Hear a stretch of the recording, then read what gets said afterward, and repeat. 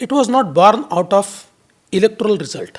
शिंदे जी और शिंदे जी के साथ जो 40 लोग आए, इन्होंने तो बाला साहब ठाकरे और मोदी जी के फोटो लगाकर वोट मांगे थे ना। इन्होंने शरद पवार के फोटो लगाकर या राहुल गांधी के फोटो लगाकर वोट नहीं मांगे थे। उद्धव ठाकरे जी ने जो पिटीशन की थी, या उस पिटीशन में उनके 13 डिमांड्स थी, 13। Not a single has been accepted by the supreme court, not a single. Our Hindutva is not anti Muslim और एंटी एनी कम्युनिटी। हमारा हिंदुत्व है एंटी अपीजमेंट। किसी पॉलिटिशियन का बेटा या बेटी पॉलिटिशियन बने, इससे हमको कोई दुख नहीं है। हमारा कहना इतना ही है कि केवल उनका बेटा है, इसलिए वो सर्वोच्च पद पे जाएगा। कैपेसिटी न भी हो, कैलिबर न भी हो, इस प्रकार के पॉलिटिक्स को हम डायनास्टिक पॉलिटिक्स कहते हैं। ये गलत है। जब राहुल गांधी एक नासमझ व्यक्ति की तरह आकर वीर सावरकर का अपमान करते हैं, मैं तो चैलेंज के साथ कहता हूँ, अंडमान की जिस काल कोठरी में वीर सावरकर 11-12 साल रहे, एक रात बिताकर दिखाए। अगर इस देश में लोकतंत्र नहीं होता तो ये सारे के सारे लोग साथ में मिलकर मोदी जी को रोज गाली देते हैं। लोकतंत्र है इसीलिए तो आप गाली दे पा रहे हो ना। मेरे मन में सबसे बड़ा दुख ये है कि हो सकता है कि पॉलिटिकली आपको ये लगे कि वी शुड पार्ट वेज। आप फोन लेकर कह सकते हो, ये इतनी हिम्मत होनी चाहिए। नहीं किया उन्होंने, फोन ही नहीं लिया। जहां तक बैक स्टैबिंग का सवाल है, तो बैक स्टैबिंग तो उद्धव ठाकरे ने किया है, लेकिन डबल प्ले का सवाल है तो वो पवार जी ने किया है। Namaste, Jai Hind. Welcome to another edition of ANI Podcast with Smita Prakash. Today, my guest is someone who has been Chief Minister of the state of Maharashtra. But in a unique turn of events, he unseated the government which was elected and then through Operation Kamal came into power with a Chief Minister from the Shiv Sena, and he became Deputy Chief Minister. The one-year-old Maharashtra government, which is in coalition with the Shiv Sena and the BJP, has a Shiv Sainik, Eknath Shinde, as Chief Minister, but the more experienced and political Chanakya of the coalition is my guest today, Devendra Fadnavis. Fadnavis ji, thank you so much for being part of the podcast and congratulations. एक साल हो गए आपकी सरकार को. जब आपकी सरकार आई थी तो it was a kind of a triumph. लेकिन विक्ट्री के साथ साथ थोड़ा सा एक ऑकवर्डनेस भी था कि आप पहले चीफ मिनिस्टर रह चुके हैं, फिर आपने कहा कि नहीं मैं सरकार में नहीं आऊँगा, उसके बाद आज डेप्यूटी चीफ मिनिस्टर बन गए। अब एक साल में व्हेन यू लुक बैक, आपको क्या लगता है कि खट्टा मीठा अनुभव? जी बिल्कुल, लेकिन मुझे ऐसा लगता है कि चुनौतियाँ बहुत थी, पर हम लोग उनका सामना कर पाए। और मैं ऐसा मानता हूँ, आज जब मैं एक साल पीछे मुड़कर देखता हूँ, तो जिस समय मेरी पार्टी ने कहा था कि आपको सरकार में जाना है, तो मुझे थोड़ा खट्टा लगा था। मुझे ऐसा लगा था कि लोग क्या कहेंगे कि जो व्यक्ति मुख्यमंत्री पद पर रहा है वो सत्ता के लिए कितना लालयित है कि डिप्टी चीफ मिनिस्टर बन रहा है। लेकिन आज एक साल के बाद मैं ये मानता हूँ कि मेरी पार्टी का डिसीजन सही था, क्योंकि आप जो ट्रांसफॉर्मेशन सरकार में रहकर कर सकते हो, उस सरकार से बाहर रहकर नहीं कर सकते। क्योंकि एक्स्ट्रा कॉन्स्टिट्यूशनल अथॉरिटी बनकर आप सरकार चलाने की कोशिश करोगे, सरकार नहीं चल सकती है। हमने पिछले एक साल में इतने ट्रांसफॉर्मेशन करने वाले निर्णय लिए हैं। अब देखिए, 2.5 साल उद्धव जी की सरकार रही। There is not a single project which they can showcase कि हमारी 2.5 साल की सरकार का एक प्रोडक्ट है। जो चीज़ें चल रही है महाराष्ट्र में, या तो मेरी 5 साल की सरकार वाली चीज़ें चल रही है, या इस एक साल में हमने किया है। अब देखिए, इंफ्रास्ट्रक्चर के सेक्टर में मुंबई के अगर विचार करें तो coastal road, trans harbour link, metro, ये सारा हमने शुरू किया था। बीच में इन्होंने बंद किया था या स्लो कर दिया था। ये सरकार के आने के बाद हम डेफिनेटली कह सकते हैं कि कोस्टल रोड इस साल के अंत तक हम लोग इसका एक पोर्शन खुला करेंगे। ट्रांस हार्बर लिंक जो 22 किलोमीटर की 22 kilometre sea bridge, it's one of the longest sea bridge ever built in India. ये सी ब्रिज इस साल के अंत में शुरू हो जाएगा। ये न्यू मुंबई को कनेक्ट कर देगा हम लोगों को। हमारी जो मेट्रो 3 है उसका भी एक पोर्शन इस साल के अंत में हम शुरू कर पाएंगे। नागपुर मुंबई जो हमारा सुपर एक्सप्रेस वे है, उसको केवल 100 किलोमीटर बचा, बाकी वे हमने शुरू कर दिया। वो 100 किलोमीटर भी इस साल के अंत तक हम शुरू करेंगे। मुंबई का नया एयरपोर्ट अगले साल में हम शुरू करें, तो डेफिनेटिव इस टाइप के सारे इंटरवेंशंस हम कर पाए। आज देखिए, केवल एक साल में we have decided to build 10 medical colleges, 3 का काम हमने शुरू कर दिया।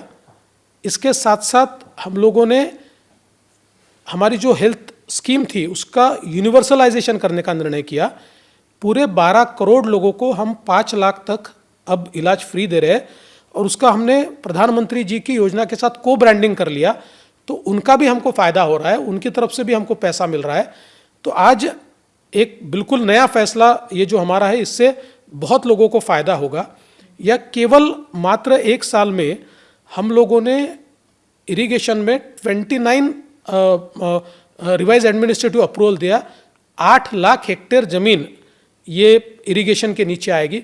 तो ऐसे जितने निर्णय जो स्टॉल थे, जो नहीं हो पा रहे थे, जो पिछली सरकार ने रोक कर रखे थे, ऐसे कई निर्णय हम लोगों ने लिए हैं। तो मुझे लगता है कि एक साल ये निर्णयों का साल रहा है। पर आपको नहीं लगता कि द क्रिटिसिज्म इज अनफेयर, क्योंकि जब से उद्धव जी की सरकार आई थी तो कोविड था, जब आपने सत्ता संभाला तो कोविड खत्म हो चुका था, तो कोविड के दौरान तो कहीं पे भी कंस्ट्रक्शन एक्टिविटी नहीं था, कोई भी प्रोजेक्ट कहीं पे भी नहीं चल रहा था। देखिए, सबसे बड़ा तो मिथ ये है, क्योंकि इंडियन रेलवेज ने सबसे ज़्यादा काम कोविड के समय किया।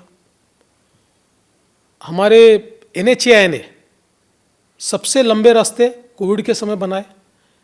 एक शॉर्ट स्पैन था कोविड के समय कि जिस समय काम बंद थे, उसके बाद इतने बड़े पैमाने पर सारे काम हुए। बाकी छोड़ दीजिए, इंडिया में कोविड के समय बड़े पैमाने पर इन्वेस्टमेंट आया, बहुत FDI आया। आप देखिए, मैं जिस समय मुख्यमंत्री था तो 4 साल लगातार from 15 to 19 Maharashtra was leading in FDI। हम नंबर 1 थे। और कैसे नंबर 1 थे, तो उसमें 2 साल ऐसे थे कि हमारे बाद में जो 4 राज्य थे, उन चारों स्टेट का इन्वेस्टमेंट एक साथ कर दीजिए, उससे भी ज़्यादा हमारा इन्वेस्टमेंट था। और फिर हमारी सरकार गई, पहले साल, 1 साल बाद गुजरात नंबर 1 हुआ, उसके अगले साल कर्नाटक नंबर 1 हुआ। हमारी सरकार वापस आई, इस 1 साल में हमने वापस महाराष्ट्र को नंबर 1 लाया। इस साल वापस FDI में नंबर 1 इज महाराष्ट्र। देखिए, उद्धव जी की सरकार में काम क्यों नहीं हो पाए? सेंट्रल गवर्नमेंट रेलवेज के लिए पैसा देती है, स्टेट कंट्रीब्यूशन देना पड़ता है। उनकी सरकार ने निर्णय लिया हम स्टेट कंट्रीब्यूशन नहीं देंगे, तो कैसे पैसा आएगा, कैसे काम होंगे? हमारी सरकार आई, हमने कहा हम स्टेट कंट्रीब्यूशन देंगे। 13,000 करोड़ रुपए, 13,000 crore have been allotted to Maharashtra this year for railways। तो कुल मिलाकर उनका जो पूरा कार्यकाल रहा, ये झगड़ों में सेंट्रल गवर्नमेंट से एक प्रकार का उन्होंने एक दूरी बनाई। और सबसे बड़ी बात यह है कि, और ये मैं नहीं कहता, शरद पवार जी ने अपनी बायोग्राफी अभी पब्लिश की है, उनकी बायोग्राफी में वो कहते हैं कि हमारे मुख्यमंत्री अपने ऑफिस में 2.5 साल में केवल 2 बार गए, ओनली ट्वाइस ही वेंट टू हिज ऑफिस। तो निर्णय नहीं होते थे। उनके लोग क्यों टूटकर हमारे साथ आए? क्योंकि उनके लोग मजाक में कहते थे कि हमारे मुख्यमंत्री जेब में पेन ही नहीं रखते, इट डजंट साइन। तो ऐसी सरकारें नहीं चलती है। तो लेकिन आपकी सरकार जब से बनी है, इट्स कम अंडर क्लाउड कि ऑपरेशन कमल के तहत बनी, लेजिटिमाइज नहीं हो पाई है। कोर्ट ने भी कह दिया कि it left it to the speaker. तो एक जैसे बादल छाया हुआ है ना over the legitimacy of your government. आपको नहीं लगता कि ठीक से मतलब इलेक्शन जीत के क्लियर मैंडेट की तरफ आना चाहिए था, की तरह से आना? देखिए, MVA की जो गवर्नमेंट थी ना, that was an illegitimate child. It was not born out of electoral result, because Shiva Sena and BJP fought together in 2019, or together we declared that the elections are fought under the leadership of Devendra Fadnavis. Prime minister साहब ने कहा, HM साहब ने कहा, नड्डा जी ने कहा, और स्वयं हमारे उद्धव ठाकरे जी ने भी कहा। और उस समय उस सरकार को जनता ने 170 सीटों का मैंडेट दिया। Out of 288 we won around 170 और हमारे एलाइज वगैरह पकड़कर शायद 175। तो एकदम लैंडस्लाइड मैंडेट जनता ने दिया। उसके बाद उस मैंडेट में जो हारे थे, जिनको मैंडेट नहीं मिला था, उनके साथ उद्धव ठाकरे गए और उन्होंने सरकार तैयार की। तो ये तो इलीजिटिमेट सरकार हुई। और जो लोग उस सरकार में से निकलकर हमारे साथ आए, वो सब लोगों ने हमारे साथ वोट मांगे थे। शिंदे जी और शिंदे जी के साथ जो 40 लोग आए, इन्होंने तो बाला साहब ठाकरे और मोदी जी के फोटो लगाकर वोट मांगे थे ना। इन्होंने शरद पवार के फोटो लगाकर या इन्होंने कोई और किसी कांग्रेस के राहुल गांधी के फोटो लगाकर वोट नहीं मांगे थे। तो लेजिटिमेट तो हमारी सरकार है। जो हमारे साथ चुनकर आए थे, जिनको लोगों ने चुनकर दिया था, मैंडेट दिया था, वो मैंडेट अभी लेजिटिमेट मैंडेट हमारा है। और इसीलिए सुप्रीम कोर्ट ने हमारी सरकार को बेदखल नहीं किया या हमारी सरकार पर कोई तंज भी नहीं कसा। सुप्रीम कोर्ट ने केवल इतना ही कहा है कि डिस्क्वालिफिकेशन का जो मसला है, सुप्रीम कोर्ट उसमें कोई निर्णय नहीं दे सकती। वो स्पीकर का डोमेन है, स्पीकर ने उसको देना चाहिए। मैंने एक दिन पढ़कर सुनाया कि उद्धव ठाकरे जी ने जो पिटीशन की थी या उनकी पार्टी ने पिटीशन की थी, उस पिटीशन में उनकी 13 डिमांड्स थी, 13।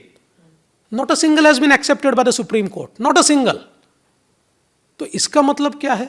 सो this is a very very legitimate government. It is a government wherein all the people in the government are elected together by the people's mandate. और यही गवर्नमेंट वापस चुनकर आएगी. चलिए, 2019 में हुआ क्या? किसने किसको धोखा दिया? आप तो कह रहे हैं कि नड्डा जी ने भी कहा था, प्रधानमंत्री ने भी कहा था, अमित शाह जी ने भी कहा था और उद्धव जी मान चुके थे.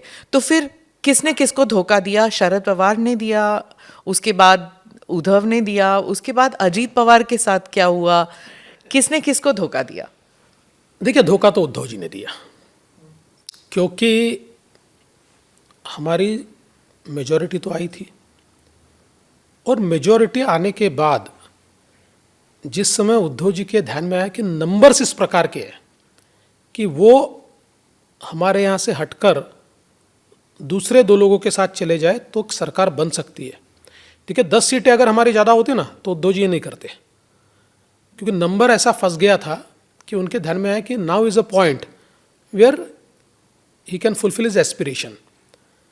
और उसी एस्पिरेशन के चलते उन्होंने कांग्रेस से बातचीत, एनसीपी से बातचीत शुरू की. अभी कुल मिलाकर अगर हम देखें तो वाकयात इतना ही हुआ कि आफ्टर 10 डेज, मतलब एक क्लियर मैंडेट मिला है और 10 दिन वो टाल रहे हैं, हमारे फ़ोन भी नहीं ले रहे, हमसे बातचीत भी करने को तैयार नहीं है. तो हमारे ध्यान में आ गया कि he has decided, he has made up his mind, he wants to become a chief minister. तो फिर पॉलिटिक्स में ये होता है कि ऐसे समय आपको रिटेलिएट भी करना पड़ता है. तो एनसीपी की ओर से कुछ लोगों ने हमसे बातचीत की. उन्होंने कहा कि जो 3 दलों की बातचीत चल रही है ना, हमको लगता नहीं ऐसी सरकारें चलेगी. सो हमको लगता है कि बीजेपी ने और हमने साथ में आना चाहिए, तो एक स्ट्रांग गवर्नमेंट, स्टेबल गवर्नमेंट हम महाराष्ट्र में दे पाएंगे. एनसीपी और बीजेपी? हाँ जी. आप बता सकते हैं कौन था? हाँ, नहीं, वो आप पूरा सुन लीजिए तो आपके कई प्रश्न खत्म हो जाएंगे. मैं इतना ही कहूँगा कि अभी एनसीपी के मेजर लीडर्स में से कोई था. तो फिर मैंने मेरी पार्टी में भी बातचीत की. मैंने कहा कि देखिए, इन्होंने तो धोखा दे दिया है और हम लोगों को तो उनकी क्या बातचीत चल रही है समझ में आ गया था, ये तो अपने साथ नहीं आने वाले. तो अब हमको at least we should see that he doesn't succeed. मतलब कोई अपने को बैकस्टैप करके सक्सीड हो जाए तो इट्स नॉट गुड. तो मुझे परमिशन मिली. उसके बाद हमने मीटिंग की और मैं वापस कहता हूँ, हमने मीटिंग शरद पवार जी के साथ की. शरद पवार जी ने इस बात को माना कि महाराष्ट्र में स्टेबल गवर्नमेंट देंगे, बीजेपी और एनसीपी साथ में आएंगे. शरद पवार जी ने ये जिम्मेदारी मुझ पर और अजीत पवार पर दी. हम लोगों ने कितने मिनिस्टर्स, कौन से पोर्टफोलियोज, कौन से डिस्ट्रिक्ट्स फॉर गार्डियन मिनिस्टर, ये सारी चीज़ें तय की. And one fine morning Pawar साहब पीछे हट गए और पवार साहब ने इनके साथ जाने का फैसला किया। उस समय अजित पवार ने कहा कि इतने आगे जाने के बाद मैं वापस नहीं आ सकता हूँ, मैं ऐसा काम नहीं कर सकता हूँ, क्योंकि आपने मुझे आगे किया, आपने मुझे जिम्मेदारी दी थी। सो वी कंटिन्यूड और हम लोगों ने शपथ ली। अनफॉर्चुनेटली उस समय सुप्रीम कोर्ट ने जो वर्डिक्ट दिया, उस वर्डिक्ट का अगर हम लोग एनालिसिस करें तो जो अजित पवार के साथ लोग थे वो अगर हमारे साथ रहते तो डिस्क्वालीफाई हो जाते, और उसके चलते देयर वॉज नो अल्टरनेटिव, क्योंकि पार्टी तो नहीं आई थी, लोग आए थे उस समय, और सुप्रीम कोर्ट का वर्डिक्ट इस प्रकार का था, तो देयर वॉज अ पॉसिबिलिटी, तो इसलिए अजित पवार वापस चले गए। तो इसलिए मैं ये मानता हूँ कि जहाँ तक बैक स्टैबिंग का सवाल है, तो बैक स्टैबिंग तो उद्धव ठाकरे ने किया है, लेकिन डबल प्ले का सवाल है तो वो पवार जी ने किया है। किसी ने तो लालच दिया होगा ना उद्धव को, उसके बाद किसी ने लालच दिया होगा शरद पवार जी को। बिना वो कैरेट एंड स्टिक जो होता है ना, बिना वो लालच दिए ना तो उद्धव टर्न करते, और बिना वो लालच दिए ना तो शरद पवार टर्न करते। ऐसा है कि मेरा अपना मानना है, या मेरा जो पॉलिटिकल इंटेलिजेंस है, या जो मैं लोगों से बात करके समझता हूँ, उसमें शरद पवार जी का और उद्धव जी का एक डील हुआ था चुनाव से पहले, और शरद पवार जी ने उद्धव जी को कहा था कि देखिए बीजेपी अगर 130 सीटें वगैरह आ जाएगी तो आपकी ज़रूरत उनको नहीं रहेगी, तो आप ऐसा कीजिए कि हमारी सीटों पर जहां हम बीजेपी के खिलाफ लड़ रहे हैं, आप हमको मदद कीजिए, आपकी सीटों पर हम आपको मदद करेंगे, और इससे ये होगा कि आपका भी नंबर अच्छा आएगा, हमारा भी अच्छा आएगा, तो आपको एक आपका न्यूसेंस वैल्यू रहेगा। और उसी प्रकार से दोनों ने एक अंडरस्टैंडिंग कर ली। चुनाव में भी वो दिखी अंडरस्टैंडिंग हमको। उनको ये लग ही नहीं रहा था उस समय, उनको ये अंदेशा नहीं था कि नंबर ऐसा फंस सकता है, पर नंबर फंसा। नंबर फंसने के बाद वापिस उन्होंने वो ट्रैक चालू किया, लेकिन पवार जी के पार्टी में लोग ये चाहते थे कि भाई एक स्टेबल गवर्नमेंट बने, इसलिए पवार जी ने हमसे बातचीत की। लेकिन बाद में मैं ऐसा मानता हूं कि पवार जी को ये लगा कि अगर ये गवर्नमेंट बनती है तो एक कंपैरेटिवली एक स्ट्रांग चीफ मिनिस्टर रहेगा, उसके ऊपर पार्टी रहेगी, नड्डा जी है, अमित शाह है, उसके ऊपर मोदी जी है, तो अपना वजूद क्या है। और अगर ये कॉम्बिनेशन बन जाएगा तो किंग मेकर भी मैं हूं, सरकार भी मैं चलाऊंगा। ये हो सकता है, इट्स माय अजम्पशन। और क्या हुआ? वो हुआ, किंग मेकर थे वो। बने तो जरूर, किंग मेकर भी वो हो और किंग ब्रेकर भी वही बने। किंग ब्रेकर कैसे बने? भाई ये लोग जो छोड़कर आए, तो जिस प्रकार से उनकी सरकार चल रही थी, उनका तो कहना ही वो था कि एनसीपी हमको स्कोप ही नहीं देती है, और दूसरा उनका कहना ये था कि जिन मुद्दों पर बाला साहब ने पार्टी बनाई वो सारे मुद्दे डंप हो गए, उसके ऊपर तो हम बात नहीं कर पा रहे। तो एक कुंठा उनके मन में थी कि भाई हम लोग संकुचित हो रहे हैं, उसके चलते हमारे साथ आए वो लोग। अब जो सरकार बनी है, क्या वो मुद्दे, अब शिवसेना और बीजेपी की सरकार वो मुद्दे उठा रही है? खास करके मैं हिंदुत्व के बारे में बोलूंगी कि क्योंकि उस इशू पर बहुत आप भी बोलते हैं, शिंदे जी भी बोलते हैं कि Uddhav has betrayed the Hindutva cause. तो क्या अब द न्यू शिवसेना और द रियल शिवसेना, आप जो भी आप कहें, have they picked up that cause जो पहले बाला साहब के टाइम में हमने देखा था? क्या वही देखिए कॉजेज हैं अब? हमारे लिए हिंदुत्व क्या है? Our Hindutva is not anti Muslim और एंटी एनी कम्युनिटी।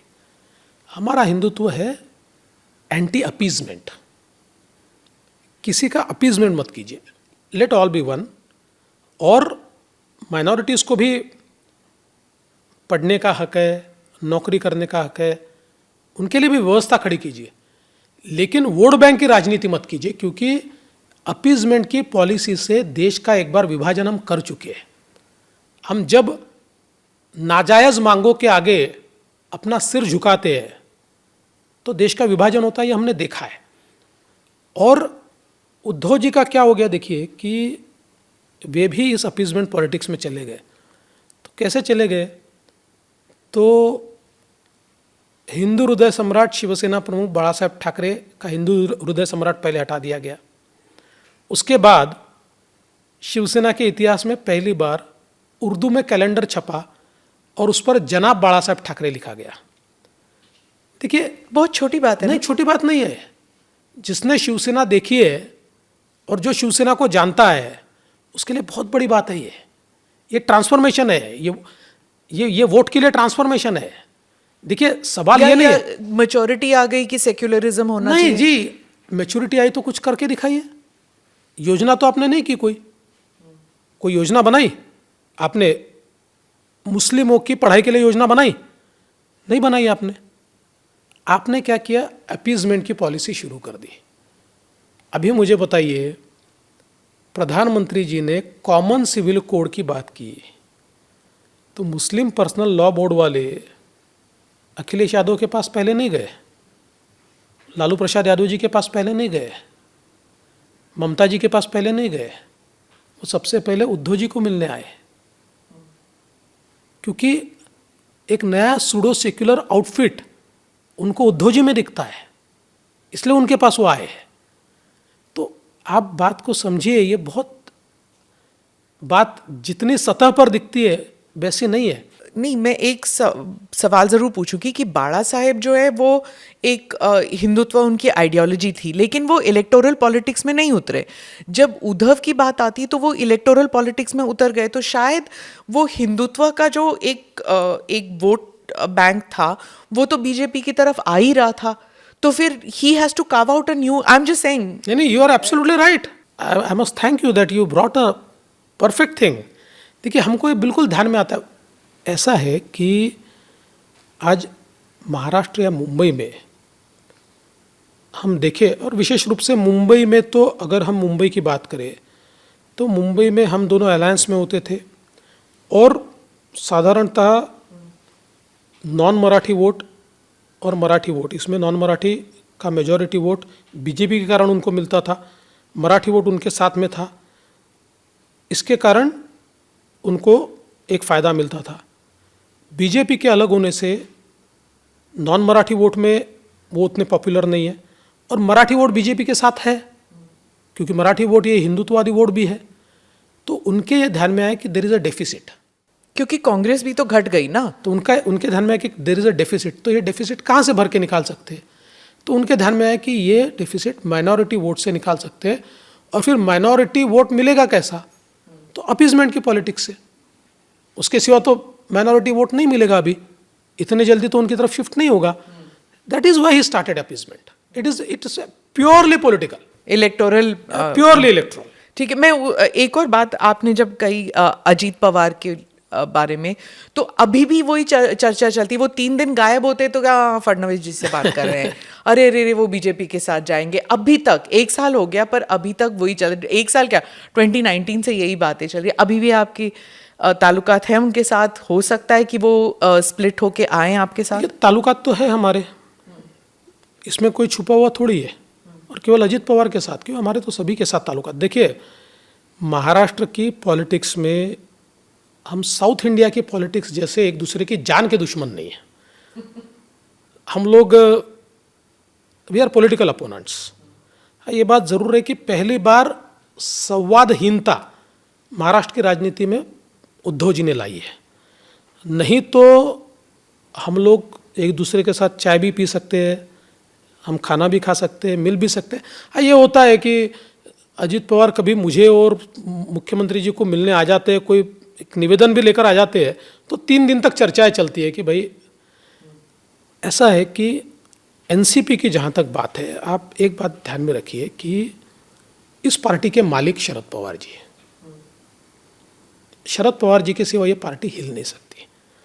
और शरद पवार जी अपना मन बना चुके हैं, अपनी पोजीशन भी क्लियर कर चुके हैं। शरद पवार जी ये जो देश में कई दलों की खिचड़ी पक रही है, उस खिचड़ी में वो भी अपना योगदान देना चाहते हैं। उन्होंने उसको स्पष्ट कर दिया है।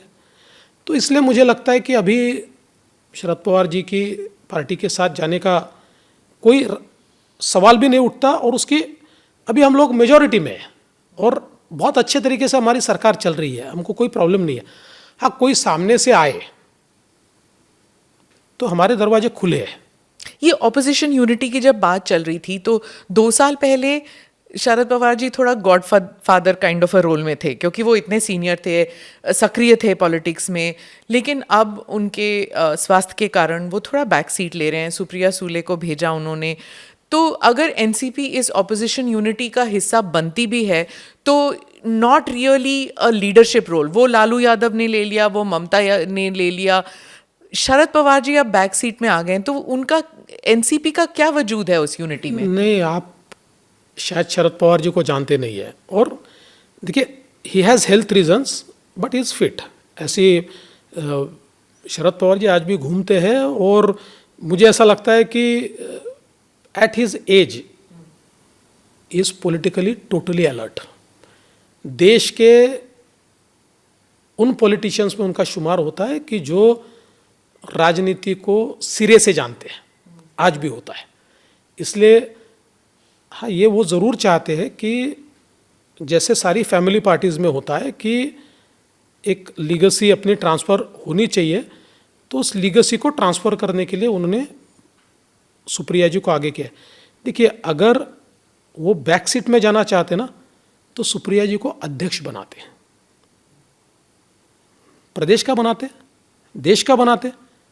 उन्होंने कार्याध्यक्ष बनाया है, ऐसी कोई पोस्ट ही नहीं है। उनके साथ साथ प्रफुल्ल जी को भी बनाया है। तो ये एक प्रोसेस उन्होंने शुरू किया लीगेसी ट्रांसफ़र करने की। बाकी नेता पवार साहब ही है, ड्राइविंग सीट में पवार साहब ही है, अपोजिशन यूनिटी को ड्राइव करने वाले पवार साहब ही है, अपोजिशन को साथ में लाने वाले पवार साहब ही है, और सारी अपोजिशन पार्टीज़ जो एक दूसरे का मुंह भी नहीं देख सकती, ऐसे लोगों को भी एक दूसरे के सामने बैठाने की जो एक क्षमता है वो पवार साहब में है। तो हो सकता है कि महाराष्ट्र में 2024 को लेकर एनसीपी यूनिटी का एक्सपेरिमेंट छोड़ के आ जाए आपके साथ? क्यों आएगी? कोई कारण तो नहीं दिखता मुझे, क्योंकि मैंने जैसे कहा कि NCP is owned by mister Sharad Pawar, and mister Sharad Pawar has made up his mind that he will be with the opposition so called unity. आप फैमिली पॉलिटिक्स की बात आपने छेड़ी। बीजेपी हमेशा डायनेस्टिक पॉलिटिक्स के बारे में बात करती है।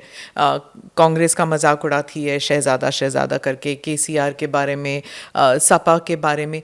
लेकिन आपको नहीं लगता कि सभी राज्यों में अगर आप देखें, लोगों में dynastic politics is an accepted thing, it's not such a big thing? नहीं है, मतलब इसको डिनाई नहीं किया जा सकता है। लेकिन देखिए, किसी पॉलिटिशियन का बेटा या बेटी पॉलिटिशियन बने, इससे हमको कोई दुख नहीं है, या we are not oppose to it. क्यों नहीं बने? पॉलिटिशियन का बेटा भी बन सकता है, बेटी भी बन सकती है, पॉलिटिशियन पदों पर भी जा सकती है। हमारा कहना इतना ही है कि केवल उनका बेटा है इसलिए वो सर्वोच्च पद पे जाएगा। कैपेसिटी न भी हो, कैलिबर न भी हो, समझ न भी हो, तब भी वो जाएगा। इस प्रकार के पॉलिटिक्स को हम डायनेस्टिक पॉलिटिक्स कहते हैं, ये गलत है। और देखिए, कुल मिलाकर डायनेस्टिक पॉलिटिक्स का जो हम लोग उसका अंजाम देखते हैं, ultimately government serves a family, government doesn't serve people. ये उसका सबसे बड़ा प्रॉब्लम ये होता है कि entire machinery is serving a family, it's not serving people. ये प्रॉब्लम है। हाँ, ये ज़रूर है। देखिए, एक हमारे यहाँ पर कई सालों से एक रॉबिनहुडिज्म पॉलिटिक्स चली है, जिसके चलते फैमिलीज हैव रूल्ड, और आज भी कर रहे हैं। लेकिन मैं ऐसा मानता हूँ कि मोदी जी के आने के बाद ये थोड़ा कम हो रहा है, धीरे धीरे ये कम होगा, और उसके बाद डायनेस्टी वही चलेगी जो केवल सेवा करेगी लोगों की। जो खुद की फैमिली के लिए सरकार चलाएगी वो नहीं चलेगी। आपसे पहले जो बीजेपी के एक जनरेशनल चेंज आ गया जब से आप आए हैं, उससे पहले चाहे प्रमोद महाजन जी हों या फिर गडकरी जी हों, उन सब का ठाकरे परिवार के साथ बहुत ही मतलब एक घनिष्ठ संबंध था। लेकिन आप, there is a lot of bitterness आप में और ठाकरे परिवार में। ऐसा क्यों हुआ, कब हुआ? नहीं, बिटरनेस तो नहीं है, लेकिन हाँ, कुछ हद तक ये बिटरनेस आई 2019 के बाद ही, उससे पहले तो नहीं थी। मैं तो उनके घर जाता था, we shared very good relation. देखिए, मुझे इस बात का ही दुख है, जो मेरे मन में सबसे बड़ा दुख ये है कि हो सकता है कि पॉलिटिकली आपको ये लगे कि वी शुड पार्ट वेज। आप फ़ोन लेकर कह सकते हो, ये इतनी हिम्मत होनी चाहिए कि नहीं देवेंद्र जी, मेरा विचार अलग है, मैं अलग जाना चाहता हूँ। नहीं किया उन्होंने। फ़ोन ही नहीं लिया। 5 साल तक आधी रात को आप जिसको फ़ोन करते थे और आपने आधी रात को फ़ोन किया तो भी जो रिस्पॉन्ड करता था, उस व्यक्ति का आप फ़ोन ही नहीं लेते हो। आपके पीए कहते कि नहीं साहब, नहीं बात करेंगे। ये चीज़ तो मुझे ऐसा लगता है कि कोई भी व्यक्ति जिसको थोड़ा भी आत्मसम्मान हो, उस व्यक्ति के लिए दुख की बात है ये। तो पर्सनल वेंडेटा हो गया आपके लिए? नहीं, वेंडेटा नहीं है जी। दिस नो, बदला नहीं लिया आपने? ना। पर्सनल नहीं, देखिए, मैंने कहीं बोल दिया था बदला शब्द, लेकिन वो मुझे सूट भी नहीं करता, शब्द भी गलत था, तो मैं नहीं मानता बदला। हाँ, ये बात ज़रूर है कि रिटेलिएशन तो करना ही था, वो किया मैंने। रिटेलिएशन वर्बली भी हो गया ना। आपने कहा कि करप्शन चार्जेस डाल दिए उद्धव जी की वाइफ के ऊपर। उन्होंने कहा कि आपके व्हाट्सएप मैसेजेस तो मतलब लोगों के लिए तो ऐसे लगता है ना कि सरकार चाहे जिसकी भी हो, एक दूसरे के ऊपर कीचड़ ही फेंकते हैं। देखिए, मैंने उनकी फैमिली के बारे में कभी नहीं कहा, नेवर इन माई लाइफ। क्योंकि मैं कुछ चीज़ें जो होती है ना, इसमें एक हद अपनी मैं तय कर लेता हूँ। लेकिन वो मुख्यमंत्री थे, उनको ये समझ में आना चाहिए कि चार्जशीट में जो चीज़ें मेंशन की है वो कोई लीक चैट्स नहीं है। जो पुलिस के सुपरविजन में एक अपराधी को पकड़ने के लिए पुलिस ने बताने के बाद भेजे हुए मैसेज है, जो पुलिस डायरी में एंटर है, जो एफआईआर के बाद के है, और उसके कारण अपराधी पकड़ा गया, उसको ल्यूर किया गया, उसका आधार लेकर वो अगर मेरी फैमिली पे बात करते हैं, इसलिए मैंने उनको ओपन चैलेंज दिया। देखिए, मैं आज भी कहता हूँ, मैं शीशे के घर में नहीं रहता, इसलिए मैंने उनको ओपन चैलेंज दिया। मेरे बारे में, मेरी पत्नी के बारे में, मेरे परिवार के, एक चीज़ आपके पास हो, एक चीज़ मैं चैलेंज देता हूँ, पब्लिक में लाकर दिखाइए। क्योंकि राजनीति में इतने बड़े पदों पर रहने के बाद भी हमने कुछ एथिक्स पाले हैं। और मैं तो ये हमेशा साफ शब्दों में कहता हूँ, मैं ये क्लेम नहीं करता कि मैं दुनिया का सबसे ईमानदार आदमी हूँ, लेकिन मैंने अपनी ज़िंदगी में राजनीति में तभी कॉम्प्रोमाइज़ किया है, और उतना ही किया है जितना आवश्यक है। जैसे अजीत पवार के साथ मैं गया, ऐसे ही कॉम्प्रोमाइज़ेस मैंने किए हैं, क्योंकि उस समय जिंदा रहने के लिए वो आवश्यक है। बाकी पॉलिटिक्स में मुझे एथिकल पॉलिटिक्स ही करनी है, मैंने एथिकल पॉलिटिक्स ही सीखी है, मैं वही करूँगा। लेकिन ये ज़रूर है, I am a practical person. मुझे जब ध्यान में आता है कि मैं मर गया पॉलिटिकली, तो मैं एथिकल पॉलिटिक्स नहीं कर सकता, जिंदा रहना पड़ेगा। जिंदा रहूँगा तो वजूद रहेगा। तो इसलिए मैं उस प्रकार के इसीलिए मैंने ओपन चैलेंज उद्धव जी को दिया है। और मैंने उनको ये भी कहा कि मैं किसी के अफेयर्स में घुसता नहीं हूँ, और घुस गया तो छोड़ता नहीं हूँ। अब मेरा पॉलिटिकल इतिहास देखिए, मैंने आरोप लगाया और मैंने पीछे लिया, ऐसा कभी नहीं हुआ है। तथ्य के आधार पर? तथ्य के मैं कागज लेकर ही बैठता हूँ, बिना कागज के कभी नहीं बैठा। आज इतने मंत्री मेरे कारण जेल में गए, मैं तो विपक्ष में था। वकील हैं इसलिए? नहीं, मेरे जीवन में मैंने ये बिल्कुल, मैं किसी के ऊपर झूठे आरोप लगाकर उनको पॉलिटिकल लाइफ से मैं उठाऊँ, ये मुझे नहीं पड़ता है। हाँ, मेरे पास तथ्य, तो मैं तथ्य के आधार पर जरूर आरोप लगाता हूँ। सर, आपकी सरकार हो या फिर उद्धव जी की सरकार हो, ब्यूरोक्रेसी, पुलिस, बहुत ही पोलिटिसाइज हो गई है। पहले उद्धव जी के साथ ही मीडिया पर भी देवर attacks on the media, extortions हुए हैं, और अब भी कहा जाता है कि उन्होंने, पुलिस ने भी और ब्यूरोक्रेसी ने लॉयल्टी चेंज कर दी। As far as people are concerned, they feel कि ये लोग जो हैं they are suppose to serve us but they are serving the politicians.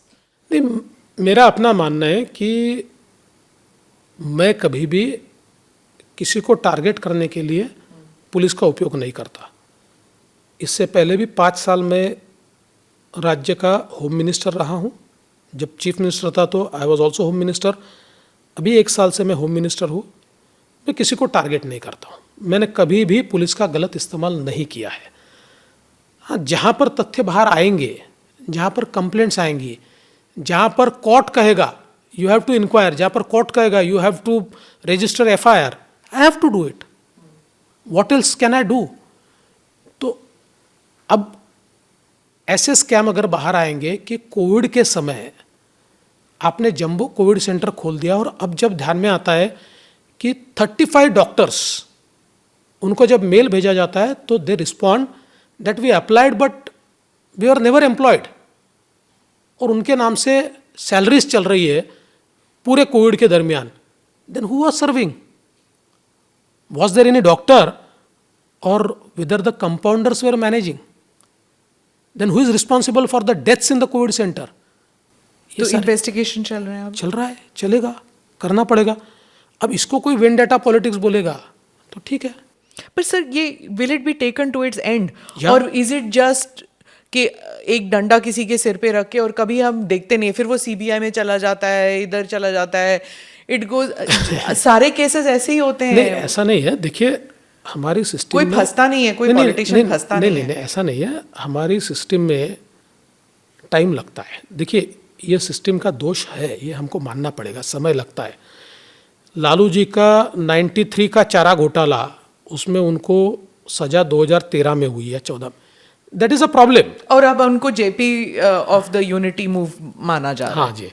हाँ, तो फिर वही ना, लोग तो यही कहेंगे। नहीं, देखिए, ये सिस्टम को तो सुधारना पड़ेगा, लेकिन इस सिस्टम को मैं बहुत साफ शब्दों में कहता हूँ कि हमारे कोर्ट्स को भी ये विचार करना पड़ेगा कि इस सिस्टम को कैसे सुधारें। ये जिम्मेदारी सरकार और कोर्ट्स दोनों की है। कि देखिए, सुप्रीम कोर्ट ने कुछ अच्छे निर्णय दिए हैं, लेकिन उसका भी पालन नहीं हो रहा है। मसलन सुप्रीम कोर्ट ने कहा है कि नेताओं के ऊपर इलेक्टेड रिप्रेजेंटेटिव्स के मामले एक जज चलाए, एडजॉर्नमेंट न दे और 1 साल में फैसला दे।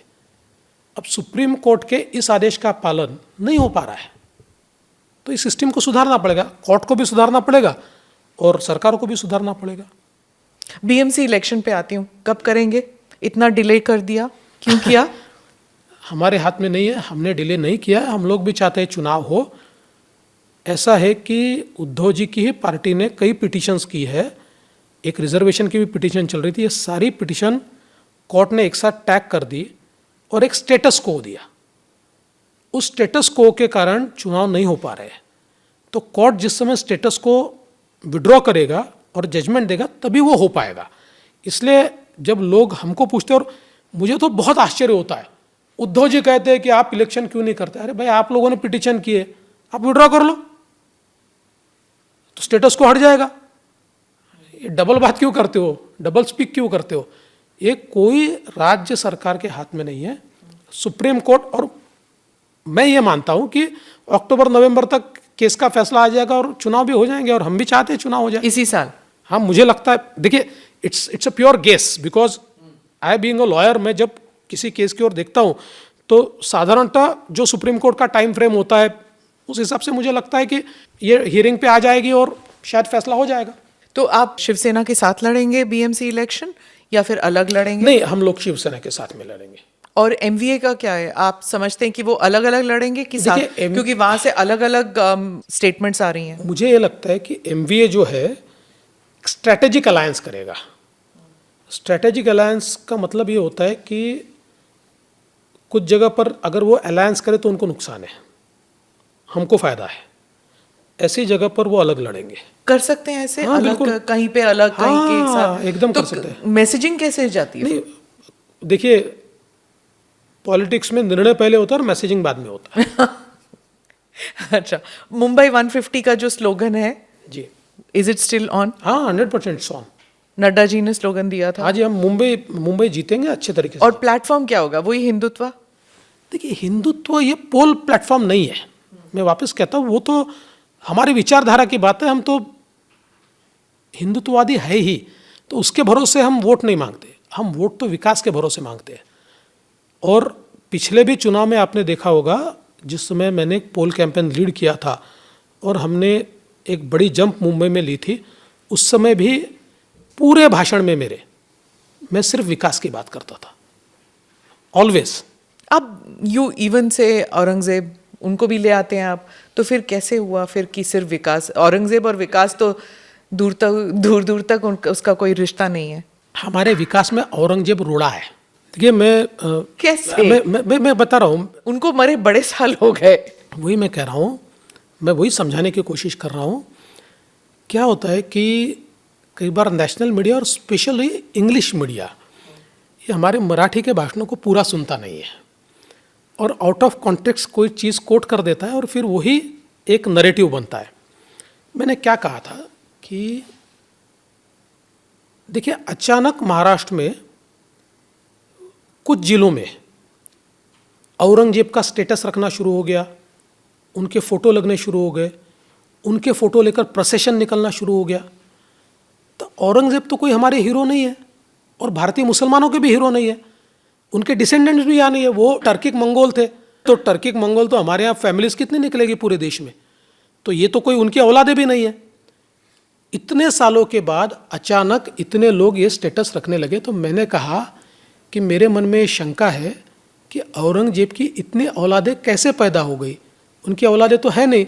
तो इसका मतलब ये है कि बाय डिज़ाइन कुछ लोग कम्युनल हार्मनी खराब करना चाहते हैं और वे लोग इस प्रकार की ये तस्वीरें लगा रहे हैं, क्योंकि भारतीय मुसलमानों का और नेशनलिस्ट मुसलमानों का औरंगजेब हीरो नहीं हो सकता। ये मेरा पूरा स्टेटमेंट है। क्या गलत है बताइए? इसमें कोई गलत नहीं है। अब किसी ने उसमें से औरंगजेब की औलादे इतना ही निकाल दिया और कहा ये रेथोरिक में यूज़ कर रहा हूँ। I never said it about मुसलमान। मैं मुस्लिमों के लिए थोड़ी मैंने औरंगजेब की औलादे, मैंने ये कहा कि भारतीय मुसलमानों का भी औरंगजेब, और महाराष्ट्र के अंदर हम कैसे सहन करेंगे? अरे भाई, हम उनसे लड़े, लाखों हिंदुओं को मार दिया उन्होंने, देश भर के मंदिर तोड़े। हमारे छत्रपति संभाजी महाराज को 11 दिन तड़पा कर मारा है उन्होंने, केवल एक चीज़ के लिए कि आप धर्म बदलो। नहीं बदला संभाजी महाराज ने। तो ऐसे औरंगजेब के पोस्टर अगर कोई लगाएगा तो कैसे सहन किया जाएगा? तो ये डिज़ाइन है अचानक। अच्छा, इससे अगर समझ लीजिए कि हर साल लगते हैं, ऐसा नहीं हुआ। सरकार बदली और अचानक औरंगजेब के पोस्टर लगा रहे हैं, औरंगजेब जिंदाबाद के नारे लग रहे हैं, तो इसके पीछे कोई ना कोई तो डिज़ाइन है। मैंने उसको डिसाइफर किया, तो इसको एक रिथोरिक के रूप में लिया गया। मुझे ऐसा लगता है कि कॉन्टेक्स्ट में रखकर अगर इसको देखा जाए तो मैंने बिल्कुल सही बात कही। तो 2024 में भी यही बातें उठेंगी? टिप्पू सुल्तान, औरंगजेब, छत्रपति शिवाजी महाराज, हर जगह यही छत्रपति शिवाजी महाराज इनसेपरेबल है, क्योंकि हम जो सरकार चलाते हैं, हेगड़ेवर, वीर सावरकर, सारे यही नहीं देखिए, उठेंगे। उनके नाम से हम सरकार चलाते हैं, छत्रपति शिवाजी महाराज के नाम से। और सावरकर या हेडगेवार हम नहीं लाते। हम तो थोड़ी, जब राहुल गांधी एक नासमझ व्यक्ति की तरह आकर वीर सावरकर का अपमान करते हैं, मैं तो चैलेंज के साथ कहता हूँ, अंडमान की जिस काल कोठरी में वीर सावरकर 11-12 साल रहे, एक रात बिताकर दिखाए। जिस प्रकार के अत्याचार सावरकर जी ने सहन किए, कितने लोगों ने सहन किए। देश में 2 बार काला पानी की सज़ा होने वाला सावरकर जी के सिवा दूसरा कोई है? और सावरकर जी स्वतंत्रता सेनानी तो थे ही, लेकिन जाति प्रथा को हटाने के लिए सावरकर जी ने किया हुआ काम, विज्ञान निष्ठता के लिए सावरकर जी ने किया हुआ काम, ये सारी चीज़ें उनको महान बनाती है। राहुल गांधी को पता ही नहीं है सावरकर क्या है। ये तो कोई पढ़ा देता है, कोई लिखा देता है, और ये आकर यहाँ पर बोलते। देखिए, कांग्रेस ने हमेशा स्वतंत्रवीर सावरकर और सुभाष चंद्र बोस, ये दोनों को नीचा दिखाने की कोशिश की है, क्योंकि सुभाष चंद्र बोस भी एक ऐसा व्यक्तिमत्व था कि शायद उनके सामने कांग्रेस के कई बड़े नेता बौने लगते हैं। तो ऐसी चीज़ें अगर वो कहेंगे, हम क्यों सुनेंगे? तो यू थिंक कि उद्धव जी या शरद पवार जी ने राहुल गांधी को समझाया नहीं होगा वीर सावरकर के बारे में? अगर मुझे बताइए, अगर उन्होंने समझाया तो फिर वापस क्यों बोला, और फिर उसके बाद वापस क्यों बोला, और उसके बाद वापस क्यों बोला? और कांग्रेस एक पत्रिका निकालती है, एक उनका मैगजीन निकलता है, उस मैगजीन में वो छापते हैं कि सावरकर ने बलात्कार किया था, सावरकर होमोसेक्सुअल थे। इस स्तर पर जाकर ये कैसे टॉलरेट होगा? ये नहीं हो सकता है। देखिए, उद्धव जी टॉलरेट कर लेंगे सत्ता के लिए, हम नहीं करेंगे।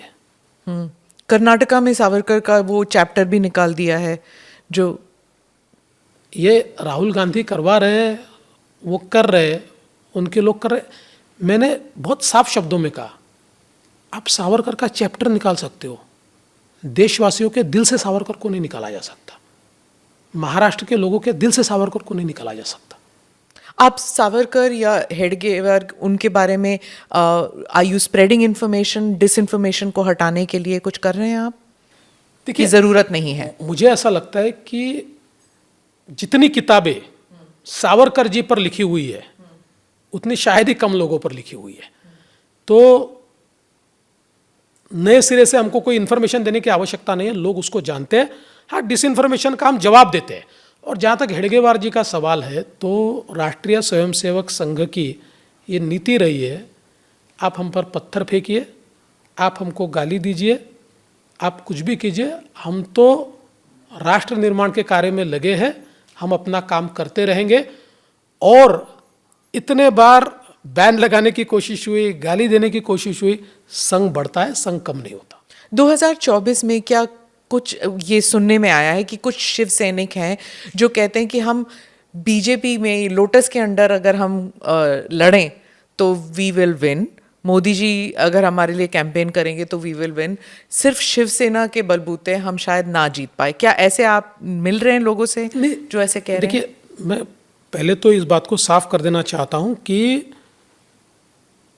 शिवसेना और बीजेपी साथ में लड़ेंगे।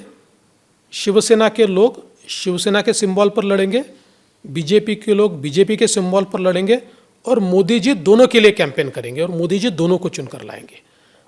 जहाँ तक एक आधी सीट का सवाल है, उसमें कुछ एक्सचेंजेस हो सकती है। जैसे इससे पहले भी मैं आपको बताता हूँ, अभी 2019 के चुनाव में हमने 126 सीटें उद्धव जी को दी थी। 6-7 सीटों पर उनके पास कैंडिडेट ही नहीं थे, हमने हमारे कैंडिडेट दिए। उनके सिंबल पर हमारे कैंडिडेट हमने लड़ाए, क्योंकि उनका कैंडिडेट नहीं था। आज भी शिंदे जी के साथ आए हुए लोगों में ऐसे लोग हैं कि जो हमारा जिलाध्यक्ष था, उनके पास कैंडिडेट नहीं था, तो उन्होंने हमको मांगा, हमने उनको दे दिया। या पालघर के जो एमपी है, पालघर में हमारे एमपी थे, उन्होंने हमको सीट मांगी कि पालघर हमको चाहिए, हमने उनको दी, उन्होंने कैंडिडेट भी दे दीजिए, तो हमारा एमपी उनके सिंबल पर लड़ा। तो जब अलायंस होता है तो एक्सचेंजेस गिव एंड टेक होती है। लेकिन ये बात पक्की है, शिवसेना खुद के सिंबल पर, बीजेपी अपने सिंबल पर। जी, KCR has just started campaigning आपके यहाँ, he has made an entry. कुछ लोग कह रहे हैं कि बीजेपी की बी टीम है, जैसे एआईएमआईएम थी वैसे अब इस बार केसीआर है। आप कैसे देखते हैं? ये सारी एक दूसरे की ABC टीम है। ये सारे बिल्कुल क्या कहते हैं, एक ही थैली के चट्टे बट्टे हैं।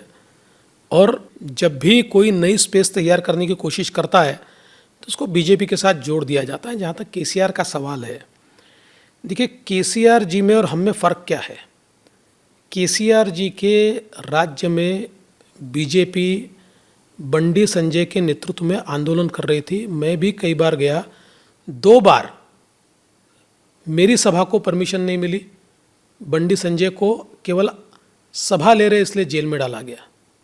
हमारे यहाँ पर केसीआर आए, हमने कहा यहाँ पर लोकतंत्र है, जिसको आना है आए, नियम के अनुसार परमिशन ले, जितनी सभाएं करनी है करे, किसी की सभा करने से और किसके पोस्टर लगाने से बीजेपी के वोट कम नहीं होते। We are very confident. इसलिए वो ज़रूर आए, जितनी सभा करनी है कर रहे, वो सभाएं कर रहे, लोगों को मिल रहे, कुछ लोगों को पार्टी में भी ले रहे। We are not bothered. कुछ डेवलपमेंट इश्यूज पे आती हूँ। आपने जिक्र किया था अर्लियर अबाउट इरिगेशन प्रोजेक्ट।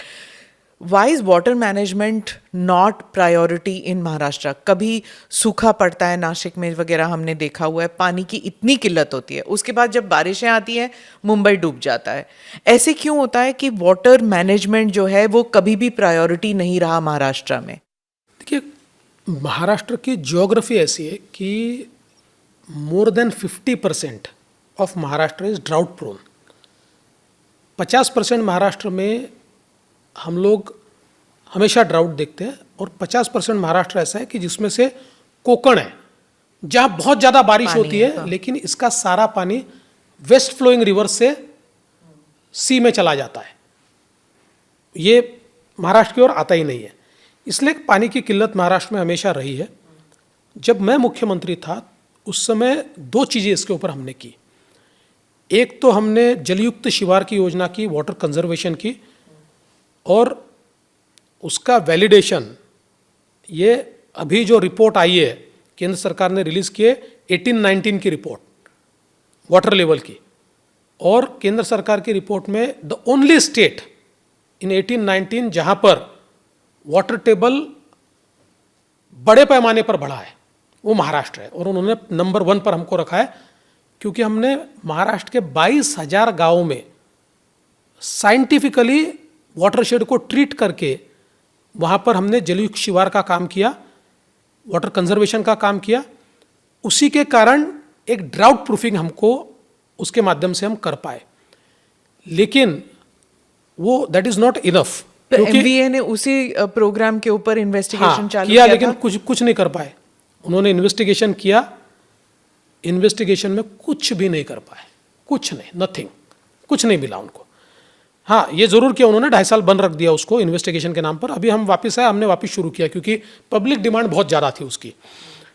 दूसरा सबसे बड़ा निर्णय उस समय मैंने ये लिया कि महाराष्ट्र में ये जो वेस्ट फ्लोइंग रिवर्स है, इसका पानी अगर हम लोग लिफ्ट करके हमारे गोदावरी बेसिन में लाए, Godavari is a biggest basin, और ये Godavari basin specifically drought prone area को सर्व करता है। ये 50% of the Maharashtra basin is Godavari basin. तो मैंने उस समय ये निर्णय किया कि कितना भी पैसा लगे हम ये पानी यहाँ लाएंगे। दूसरा, जो हमारे यहाँ पर भंडारा जिले में गोसीखुर्द डैम है, उसके नीचे से 100 टीएमसी पानी बहकर ये समुद्र में जाता है। तो वो पानी हम रिवर लिंकिंग के माध्यम से 600 किलोमीटर का एक रिवर तैयार करेंगे, कैनाल तैयार करेंगे, और पूरे वेस्ट विदर्भ को और ईस्ट विदर्भ के जो ड्राउट प्रोन डिस्ट्रिक्ट है उसको हम लोग ड्राउट फ्री करेंगे। और फ्लडिंग का तो मैं बता रहा हूँ, पहले इसका बता देता हूँ। ये हमने निर्णय किया, और उस समय मैंने इसकी सारी मान्यताएं ली, उसका जीआर भी निकाला। 2.5 साल फिर सरकार ने उसको बंद करके रखा था, अभी वापस हमने उसको शुरू किया है, और ये देश का सबसे बड़ा रिवर लिंकिंग प्रोजेक्ट होने वाला है। इसके कारण महाराष्ट्र परमानेंटली ड्राउट फ्री हम लोग कर पाएंगे। और अभी MWRRA जो हमारा रेगुलेटर है उसके पास, यानी सारा उसका टेक्निकल ये करके हमने उनकी मान्यता के लिए दिया है। उनकी मान्यता के बाद हम इसका टेंडर निकालेंगे और इसका काम चालू करेंगे। कोई टाइम फ्रेम है? 7 साल लगेंगे इसको, क्योंकि ये बहुत बड़ा प्रोजेक्ट है। So if everything goes right, ये 7 साल में ये सारा काम होगा। फिर सेकंड चीज़ पर मैं आता हूँ कि आपने देखा होगा कि विशेष रूप से हमारे यहाँ कोयना में फ्लड आता है, और कर्नाटक ने अलमाटी बनाने के कारण बैक वाटर हमारा अटक जाता है, और सातारा, सांगली, कोल्हापुर जैसे शहर पूरे। अभी उसी समय मैंने वर्ल्ड बैंक से बात करके एक प्रोजेक्ट तैयार किया था, जो अभी वर्ल्ड बैंक ने उसको एक मान्यता दी है। ये सारा पानी जो फ्लड का है, क्योंकि एक तो होता है 2 स्टेट्स के हिस्से का पानी, उसको आप हाथ नहीं लगा सकते, एक होता है फ्लड वाटर। तो we have demonstrated that the flood water is there, जो सारी स्टेट छोड़ देते हैं और समुद्र में जाता है। तो only at the time of flood हम उसको डाइवर्जन कैनल्स के थ्रू हम उसको उजनी में लेकर आएंगे, और जो वेस्टर्न महाराष्ट्र का और लगे हुए मराठवाड़ा का जो ड्राउट प्रोन एरिया है, जो वो जहाँ पर बारिश नहीं होती है, ऐसे जगह उसको ले जाएंगे। तो ये तीनों प्रोजेक्ट, और इसकी कीमत बहुत बड़ी है, ये तीनों प्रोजेक्ट करीब 1,20,000 करोड़ के होंगे। लेकिन मुझे पूरा मतलब कॉन्फिडेंस है कि हम इसको कर पाएंगे, क्योंकि जिस समय मैंने 55,000 करोड़ का समृद्धि महामार्ग घोषित किया था तो लोग कहते थे कि ये मूर्ख बना रहे हैं, लेकिन मैंने 4 साल में करके दिखाया उसको। तो ये हम करेंगे, 7-8 साल लगेंगे, लेकिन एक बार शुरू कर देना है। शुरू कर दिया तो 7-8 साल में होगा, तो महाराष्ट्र को हम ड्राउट फ्री कर पाएंगे। जहाँ तक मुंबई का सवाल है, तो मुंबई में देखिए, मुंबई की जो ज्योग्राफी है, इस ज्योग्राफी में जब बहुत ज़्यादा बारिश होती है, टॉरेंशियल रेन्स होते हैं, मुंबई में कुछ दिन ऐसे होते हैं, और उसी समय हाई टाइड आता है, तो पानी बाहर नहीं जा सकता, क्योंकि मुंबई का पानी बाहर कहाँ जाएगा, वो जाएगा समुद्र में। और जब हाई टाइड है, तो हाई टाइड तो पानी पुश कर रहा है मुंबई में, तो ऐसे समय मुंबई में पानी जा नहीं सकता है, तो मुंबई में पानी भर जाता है। इसका उपाय क्या है? इसका उपाय है कि इस पानी को पंप करके हम लोग कहीं स्टोर करें और पंप करके बाहर भेजें। अब दुर्दैव से पिछले 20 सालों से बीएमसी में पंपिंग स्टेशन के काम चल रहे हैं और काम नहीं हो पा रहे। जिस समय मैं मुख्यमंत्री था, उस समय मैंने मेजर पंपिंग स्टेशन का एनवायरमेंटल क्लियरेंस और सारी चीज़ें करके उनको दी कि आप इसको बनाइए, लेकिन अभी भी काम पूरा नहीं हुआ है। अब हम लोग प्रयास कर रहे हैं कि एटलीस्ट अगले 2-2.5 सालों में ये काम पूरा करें हम लोग, क्योंकि ऐसा कई शहरों देशों में होता है। जापान में ऐसा होता है, तो जापान ने अंडरग्राउंड बड़े पैमाने पर सम्स बनाए, वहाँ वो पानी उसको बैलेंसिंग करते और फिर उसको पंप आउट करते। तो उसी प्रकार से मुंबई में जब ये सारे पंप हाउसेस बन जाएंगे, उस समय फिर हाई टाइड के समय भी आप पानी फेंक पाओगे, और ये जो जमा होता है, ये पानी नहीं जमा होगा। अनएम्प्लॉयमेंट एक और मुद्दा जो है, उसकी वजह से, जैसे शरद पवार ने कहा कि it's become a social crisis, लोग लड़कियां नहीं दे रहे हैं for Marathi men because there are no jobs in Maharashtra. उन्होंने कहा, आपकी सरकार ने कहा कि 75,000 गवर्नमेंट जॉब्स देंगे। Where is that position now? देखिए, हमने 75,000 कहा था, लेकिन अभी हमारी जो पूरी प्रोसेस शुरू हुई है, सो वी में क्रॉस मोर देन 100,000, हम 1 लाख से ऊपर जॉब्स देंगे। हमारी प्रोसेस चालू हुई है। 18,000 तो अभी हमने 5-6 हज़ार को तो दे दिया है, 18,000 का अभी हम लोग करीब करीब हमारा हो रहा है, तो हम वो करेंगे। लेकिन दैट्स नॉट अ सोल्यूशन नहीं, हाँ, वो गवर्नमेंट जॉब्स नहीं। देखिए, 2 चीज़ें मैं आपको कहना चाहता हूँ कि महाराष्ट्र में आज सर्विस सेक्टर ये बहुत तेज़ी से बढ़ रहा है, और Maharashtra has always been a industrial hub. तो महाराष्ट्र में प्राइवेट सेक्टर में बहुत बड़े पैमाने पर एम्प्लॉयमेंट क्रिएट होता है। अभी आप देखिए कि व्हाट इज़ अ इंडिकेटर, भाई आप कहते हैं तो what is a indicator? The biggest indicator is EPFO accounts. अभी देश में सबसे ज़्यादा ईपीएफओ अकाउंट्स महाराष्ट्र में खुले पिछले 5 सालों में, सबसे ज़्यादा, highest number of EPFO accounts, और वो चल रहे हैं, मतलब ऐसा नहीं कि खुल गया और बंद है। तो that means those people are employed. Maharashtra में प्रधानमंत्री जी के मुद्रा योजना से 41 लाख लोगों को लोन मिला है, 41 लाख। तो इसका मतलब कुछ ना कुछ तो वो 41 लाख कर रहे हैं, कोई ना कोई जॉब कर रहे, कोई ना कोई अपना धंधा कर रहे हैं। तो इसलिए ये रिथॉरिक कि भाई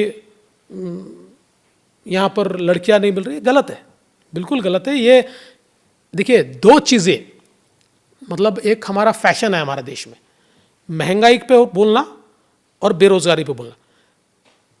ऐसी परिस्थितियाँ आती है, देखिए जैसे कोविड के समय आई थी, चली गई। कभी कभी इंटरनेशनल क्राइसिस के कारण किसी चीज़ के भाव बढ़ जाते हैं, कुछ समय के लिए होता है, वापस नीचे आता है। मुझे ऐसा लगता है कि इन्फ्लेशन मैनेजमेंट में प्रधानमंत्री मोदी जी की सरकार ने जो काम किया है, वो दुनिया में एक, मैं ऐसा मानता हूँ कि एक मॉडल है। क्योंकि आप देखिए, कोविड के बाद दुनिया की सारी अर्थव्यवस्थाएं इन्फ्लेशन से परेशान है, और रिटेल इन्फ्लेशन से भी परेशान है। लेकिन हमारा देश ही एक ऐसा देश है कि जो उसके ऊपर काबू कर पाया है। मैं ये नहीं कहता कि हर चीज़ सस्ती हो गई है, लेकिन दुनिया में जब चीज़ें बढ़ती है, ऐसे समय हम अगर काबू रख सकते हैं। और देखिए, इतना ही नहीं है, अभी कल प्रधानमंत्री जी ने यूरिया के जो रेट्स हैं 3 साल के लिए उसको सब्सिडी बढ़ा दी। आज यूक्रेन और रशिया के क्राइसिस के कारण यूरिया के दाम 3 गुना बढ़े इंटरनेशनल मार्केट में, और वो 3 गुना बने हुए दामों को उसके बावजूद किसानों पर 3.5 लाख करोड़ रुपया लगेगा, विचार नहीं किया उसका। तो इसलिए जहां आवश्यक है वहां पर प्रधानमंत्री जी सही फैसला लेते हैं। इसीलिए कोविड के बाद दुनिया क्राइसिस में है, हम क्राइसिस से बाहर आ रहे हैं। फडणवीस जी, आपके राज्य में ही बॉम्बे फिल्म इंडस्ट्री है और हमने देखा है काफ़ी सालों से ये बॉयकॉट का चलन चलता आ रहा है एंड इंटॉलरेंस की बात चलती है। जैसे ही कुछ लोग अगर खिलाफ हो जाते हैं, सोशल मीडिया में प्रचार चल जाता है, उसके अगेंस्ट, फिल्म के अगेंस्ट हो जाता है, तो माहौल कुछ बिगड़ा हुआ नहीं है? और कॉन्फिडेंस कैसे दे सकते हैं आप? देखिए, वैसे मैं ये मानता हूँ कि कभी कभी ऐसा होता भी है, और ऑफ लेट कई फिल्मों के बारे में हुआ है जिसका कोई समर्थन नहीं किया जा सकता। बायकॉट कीजिए, ये कीजिए, वो कीजिए, पर मेरे पास कोई इसका सबूत नहीं है। लेकिन मेरे मन में ये बात आती है कि इतना एक साथ माहौल खड़ा कैसे हो जाता है, किसी फिल्म के बारे में इतना माहौल खड़ा कैसे हो जाता है। कई बार ऑर्गेनिक भी होता है और कई बार कॉम्पिटिटिवनेस से भी होता है। तो इसलिए ये हमेशा कोई ऑर्गेनिकली, हाँ कभी कभी ऑर्गेनिक होता है, मैं ये मान्य करता हूँ कि कभी कभी लोगों के मनों में किसी चीज़ के बारे में एक भावना तैयार होती है और वो एक आंदोलन का रूप लेती है, और फिर जो हमारी सोशल मीडिया कम्युनिटी है वो बिल्कुल ऑर्गेनिकली उस चीज़ को एक माहौल ऐसा बना देती है कि बायकॉट पे आ जाता है। लेकिन मेरा मन ये कहता है कि केवल ऑर्गेनिकली नहीं होता, कई बार ये आपस की राइवलरी भी है कि जो ऐसी चीज़ें करती है। कि कोई मैकेनिज्म नहीं है ताकि बॉम्बे फिल्म इंडस्ट्री, क्योंकि ये एक सॉफ्ट पावर है इंडिया का, और अगर इस सॉफ्ट पावर को नर्चर करना चाहिए, बढ़ाना चाहिए, to take away the insecurity of this. देखिए, basically our problem is that we cannot regulate the social media.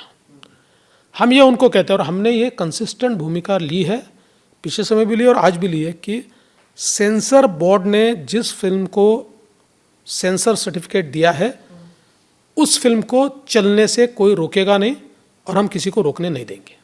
चलिए, अच्छा, अब नागपुर की बात हो जाए। हाँ जी, आप नागपुर के हैं, गडकरी जी भी नागपुर के हैं, आप दोनों के संबंध कैसे हैं? बहुत अच्छे संबंध है। लोग बहुत कहते हैं कि एक मियाँ में 2 तलवार नहीं हो सकते। देखिए, पहली बात तो ये है कि हमारी म्यान भी अलग है। मैं एमएलए हूँ, वो एमपी है। मैं राज्य में काम करता हूँ, वो केंद्र में काम करते हैं, और हम में बहुत समन्वय है। देखिए, नागपुर का विकास आज आप देख सकते हैं जाकर, Nagpur is a transform city, क्योंकि हम दोनों ने समन्वय से काम किया है। उनके भी दिमाग में नागपुर फर्स्ट होता है और मेरे भी दिमाग में नागपुर फर्स्ट होता है। इसलिए नागपुर आज बदला है। नागपुर एक एजुकेशन हब हुआ है, नागपुर में इंफ्रास्ट्रक्चर आया है, नागपुर में इंडस्ट्री आ रही है। एक ट्रांसफॉर्मेटिव इस प्रकार का सारा वातावरण नागपुर में दिखता है। और मुझे ये लगता है कि कई बार हमारी पॉलिटिक्स में लोग ये बिलीव ही नहीं कर सकते कि एक पार्टी के, एक शहर के 2 बड़े नेता समन्वय से काम कर सकते। सारे चुनाव हुए, उसमें हमारा समन्वय लोगों ने देख लिया। मैं आपको बताता हूँ कि 2017 में मैं और गडकरी जी नागपुर महानगर पालिका के चुनाव के टिकट के बंटवारे के लिए बैठे थे, और 2-3-4 घंटे बाद मैंने गडकरी जी को कहा, अब आप बांट लीजिए, क्योंकि मुझे मुंबई और पुणे के भी टिकट बांटना है, मैं जा रहा हूँ। और मेरे भी यहाँ के टिकट, रात को मुझे गडकरी जी का फ़ोन आया कि देवेंद्र, ये 4-5-6 जगह मुझे लगता है कुछ ठीक नहीं लग रहा, तेरा ओपिनियन क्या है बता। मैंने उनको मेरा ओपिनियन बताया, वो उन्होंने मंजूर किया, और हमने इलेक्शन कंडक्ट किया। तो इसलिए मुझे लगता है, हाँ, ये ज़रूरी नहीं है कि हर चीज़ पर हम दोनों की राय एक हो, क्योंकि हमारे स्वभाव में भी अंतर है। गडकरी जी का स्वभाव बहुत बेबाक है, मेरा थोड़ा मेजर्ड है, तो हमारे स्वभाव का डिफरेंस है। तो इसलिए हर चीज़ पर हमारा एक मत हो ऐसा नहीं हो, लेकिन हमारे संबंध अच्छे। और मुझे ऐसा लगता है कि ऐसा कोई तनाव नहीं है। कितने सीट आएंगे 2024 में? 48 में से कितने?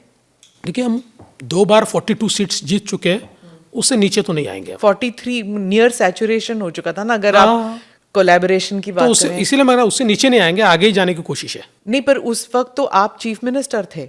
तो क्या हुआ? इस बार अरे भाई, चीफ मिनिस्टर से क्या होता है? इस बार आप बीएमसी के चुनाव, स्टेट इलेक्शन, सेंट्रल इलेक्शन, मतलब सब करेंगे। ध्यान बट नहीं रहा आपका। पहली बात तो ये है कि लोकसभा में एक ही लीडर होता है और वो मोदी जी होते हैं। इसलिए मैं चीफ मिनिस्टर हूँ, मैं डिप्टी चीफ मिनिस्टर हूँ या मैं कोई और हूँ, कोई फर्क नहीं पड़ता। लोगों ने मोदी जी को जिताना तय कर दिया है, लोग जिताने वाले। हमारा काम इतना है कि we don't have to be complacent. रणनीति तो आप ही बस बना रहे रणनीति हो हम ना। करेंगे, कॉम्प्लेसेंसी हम नहीं रख सकते और लोगों को ग्रांटेड नहीं ले सकते। 2 चीज़ें अगर हम कर ले तो लैंडस्लाइड विक्ट्री है। Landslide victory Maharashtra. हाँ बिल्कुल। 2024 इलेक्शंस के बाद क्या आप मुंबई में रहेंगे, महाराष्ट्र में रहेंगे या दिल्ली चले जाएंगे? देखिए, मैं तो महाराष्ट्र में रहना चाहता हूँ। मैं महाराष्ट्र की पॉलिटिक्स करता हूँ, महाराष्ट्र की पॉलिटिक्स करना चाहता हूँ। लेकिन जैसा मैंने मेरी राजनीति की एंट्री के बारे में भी बताया, मैं जिस विचार को बिलोंग करता हूँ उसमें हम अपने फैसले नहीं लेते। हमारे बड़े, हमारे नेता हमारे फैसले लेते हैं। वो कहेंगे आप पार्टी में काम करो, पार्टी में काम करूँगा। वो कहेंगे लेजिस्लेटिव विंग में काम करो, वहाँ करूँगा। वो कहेंगे मुंबई में काम करो तो मुंबई में करूँगा।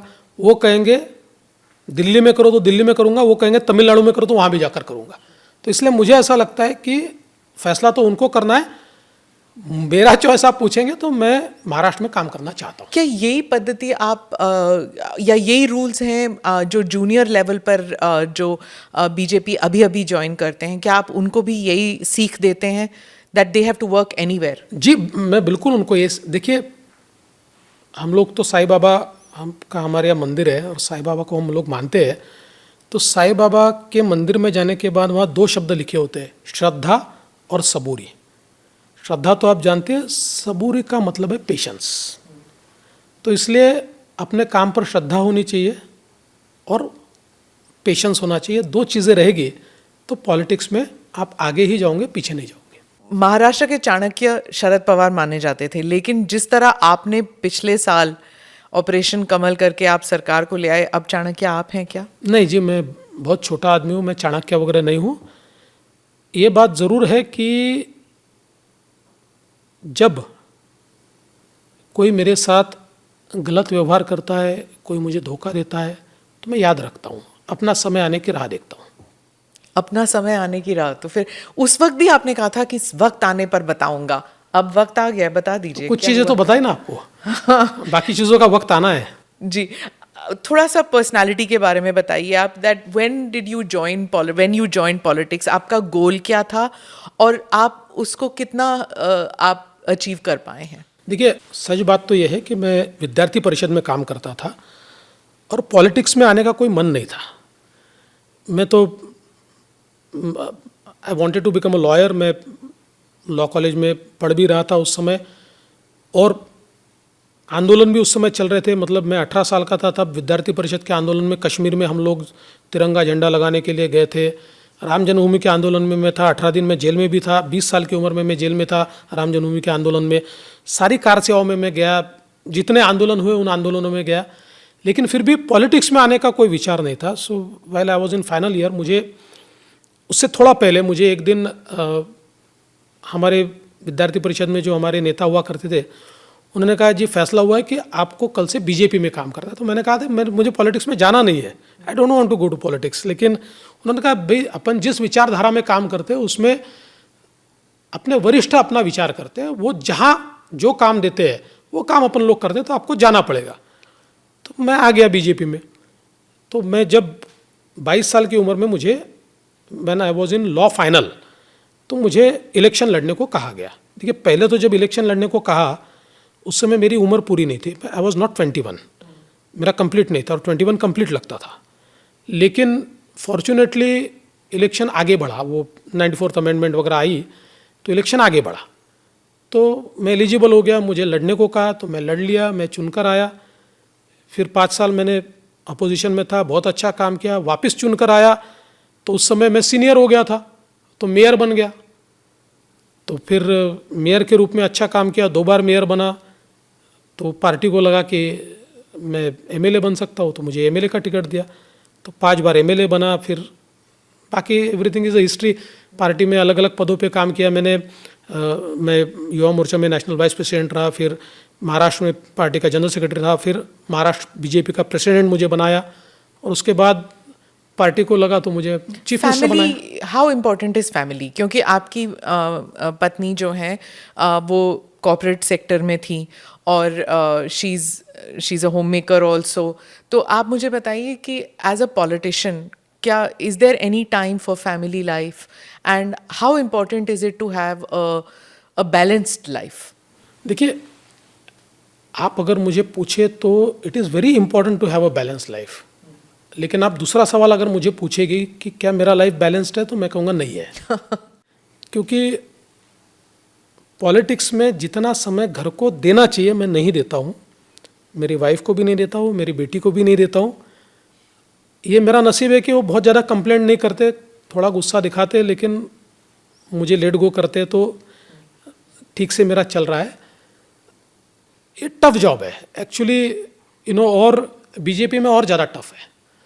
और मोदी जी के साथ काम करना है तो बहुत टफ है, क्योंकि जब नेता 24 घंटे काम करेगा, नेता छुट्टी नहीं लेगा, तो हमको भी छुट्टी लेते समय गिल्ट फील होता है, इसलिए हम भी नहीं ले सकते। तो इट्स अ टफ जॉब। तो जब आप ये सब जो किस्सा हुआ था तो आप मोदी जी के पास जब उन्होंने पूछा कि उन्होंने आपसे पूछा नहीं कि ये क्या हुआ, तब उस टाइम जैसे रिपोर्ट कार्ड होता है ना, प्रिंसिपल के पास जाके बोलते हैं कि फेल हो गए, ऐसे हुआ था आपके साथ? नहीं, बिकॉज हर चीज़ तो उनको पता ही थी ना। देखिए, जो कुछ हो रहा था वो उनके नज़रों के सामने ही हो रहा था। और शरद पवार जी दिल्ली भी गए थे नहीं, शरद पवार जी ने फैसला बदलने के बाद उनकी मुलाकात की। फैसला बदलने से पहले जब हमारे साथ आने का फैसला किया था तब उन्होंने पीएम साहब की मुलाकात नहीं की थी, मतलब फैसला बदलने के बाद वो मिलने को गए। प्रधानमंत्री ने आपसे पूछा नहीं कि कैसे नहीं, नंबर उन्होंने कैसे? प्रधानमंत्री जी को एक कहा, जो मुझे पता है कि मतलब देखिए, I was not privy to that conversation, पर जो मुझे ध्यान में आता है तो शायद उन्होंने ऐसा कहा कि नहीं नहीं, हम आना तो चाहते थे, पर पार्टी में लोग नहीं मान रहे थे, ऐसी बातें मैंने सुनने में आई है मेरे। मैं सबसे ये सवाल पूछती हूँ पॉडकास्ट के दौरान मेंटल हेल्थ के बारे में, क्योंकि प्रेशर्स बहुत होते हैं आपके काम में, हमारे काम में भी होते हैं, लेकिन आपके में all the more because you are answerable to millions of people. तो मैं मेंटल हेल्थ के बारे में हमेशा पूछती हूँ कि जब ऐसे क्राइसिस होते हैं तो आप what do you do to keep stability of mind? कि हाँ, क्योंकि अगर एक्सेसिवली एक्साइट हो जाते हैं या फिर एंगर में कोई डिसीजन लेते हैं तो लोगों के का भला नहीं होता, उनको they will have a problem. Basically आपको पेशेंस कल्टीवेट करना पड़ता है, ये कोई पहले दिन से होता नहीं है। बट मुझे याद है कि well I was a young corporator, मैं किसी एक उस समय के मिनिस्टर के पास गया था जो हमारी पार्टी का नहीं था, और तब मिनिस्टर बहुत बड़ा व्यक्ति हमको लगता था कि भाई मिनिस्टर मतलब आफ्टर गॉड मिनिस्टर।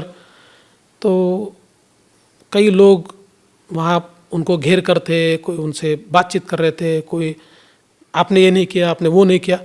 वो बहुत पेशेंटली सबको जवाब देते थे, और मुझे उन्होंने कहा कि आप थोड़ी देर रुकिए। फिर लोग गए, फिर मेरे से बातचीत की। मैंने उनको पूछा कि आपके साथ ये लोग ऐसा व्यवहार करते तो आपको गुस्सा नहीं आता? तो उन्होंने मुझे कहा कि गुस्सा करके क्या फ़ायदा है। देखो, मैं जिस फैमिली से आता हूँ उस फैमिली में मेरा एक कल्चर है, मेरे पिताजी आज भी सूत काटते हैं, तो ये लोगों को इसी बात में खुशी है कि हमने मिनिस्टर को गाली दे दी, तो खुशी मिलने दो, क्या फ़र्क पड़ता है। तो वो मेरे लिए एक मंत्र था। उस दिन से मैंने अपने पेशेंस को बढ़ाया, और धीरे धीरे मुझे ऐसा लगता है कि I have become a patient person. दुनिया में कभी कभी पेशेंस लूज भी होता है, हर एक का होता है, मेरा भी होता है, पर ये जो एक पेशेंस आप में आता है ना, ये चीज़ें टॉलरेट करवाता है आपसे, और ये प्रेशर को भी टॉलरेट करवाता है। टॉलरेंस की बात आई तो फिर ऑपोजिशन तो कहेगी कि आपकी पार्टी में टॉलरेंस नाम की कोई चीज़ है ही नहीं, क्योंकि बीजेपी के बारे में यही कहा जाता है, और ये आपको सुनना पड़ेगा क्योंकि 2024 तक कॉन्स्टेंटली ये कहा जाएगा कि आपकी पार्टी जो है ज़रा भी टॉलरेंस नहीं है, और अगर 2024 जीत गई तो ना तो संविधान रहेगा, ना जुडिशरी रहेगी, ना इलेक्शन कमीशन रहेगा, ना मीडिया रहेगी, क्योंकि हर चीज़ पर बीजेपी हावी हो जाएगा। ये आपको 2024 तक रोज़ सुनना पड़ेगा ये एलिगेशन। 2019 में भी सुना था हमने ये, लेकिन जुडिशरी भी अपनी जगह है, मीडिया भी अपनी जगह है, डेमोक्रेसी भी अपनी जगह है। देखिए, एक बात तो ये आप समझ लीजिए कि डेमोक्रेसी हमारे देश में इतनी डीप रूटेड है कि उसको कोई हिला नहीं सकता। ये जो रिथॉरिक ये लोग तैयार करते हैं, इसका कोई मतलब नहीं है।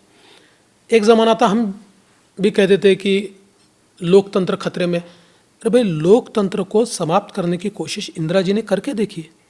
2 साल इस देश में कॉन्स्टिट्यूशन ने दिए हुए rights, fundamental rights were frozen, और सारे अपोजिशन के लीडर्स को जेल में डाल दिया था। My father was in jail for 2 years। वो जनसंघ का काम करते थे। छोटे से बड़े सारे लीडर्स को जेल में डाल दिया था, और उसके बावजूद इस देश का लोकतंत्र समाप्त नहीं हुआ। लोगों ने इंदिरा जी को बाजू किया और लोकतंत्र को बहाल किया। इसलिए ये सारी चीज़ें, और मुझे बताइए, अगर इस देश में लोकतंत्र नहीं होता तो ये सारे के सारे लोग साथ में मिलकर मोदी जी को रोज़ गाली देते हैं। क्या क्या नहीं कहते हैं मोदी जी के लिए, कोई नीच कह देता है, कोई और भद्दी गाली दे देता है। तो लोकतंत्र है इसीलिए तो आप गाली दे पा रहे हो ना, इस देश में फ्रीडम है इसलिए दे पा रहे हो। और सबसे बड़ी बात यह है कि मुझे इस बात का दुख है, क्योंकि आई एम अ लॉयर। एक बहुत कंसिस्टेंट एफर्ट जुडिशरी को अंडरमाइन करने का ये अपोजिशन ने पिछले 5-7 सालों में शुरू किया है, और कुछ लोगों को हाथ में पकड़कर जुडिशरी पर आरोप लगा देना, ताकि वो लोग, आखिर दे आर ऑल्सो ह्यूमंस, जजेस जो है ये भी ह्यूमंस है, ताकि वो एक प्रेशर में रहे, ताकि उनको ये लगे कि नहीं नहीं, we have to play a balancing act. अगर ऐसा, देखिए, इस देश में एक पॉलिटिशियन होने के बावजूद मैं कहता हूँ that is a one institution की जिसके ऊपर आज भी लोगों का विश्वास है। उस विश्वास को ख़त्म करने का काम चल रहा है, और एक बहुत सोची समझी रणनीति के तहत चल रहा है। प्रिजुडिस करने का काम चल रहा है, बहुत गलत है। मुझे तो लगता है कि जब ये लोग कहते हैं कि जुडिशरी को समाप्त कर देंगे, इन लोगों का भारत के संविधान पर विश्वास नहीं है। और मैं ये कहता हूँ, और मैं धन्यवाद देता हूँ भारत रत्न डॉक्टर बाबा साहेब आम्बेडकर जी को। इस देश को ऐसा संविधान उन्होंने दिया है कि इस देश का लोकतंत्र, जब तक सूरज चांद है तब तक इस देश का लोकतंत्र मर नहीं सकता। On that note, thank you very much, Fadnavis ji. All the best. Thank you, Thank you. बहुत अच्छा लगा, thank you. Thank you. ABP माझा, उघडा डोळे बघा नीट।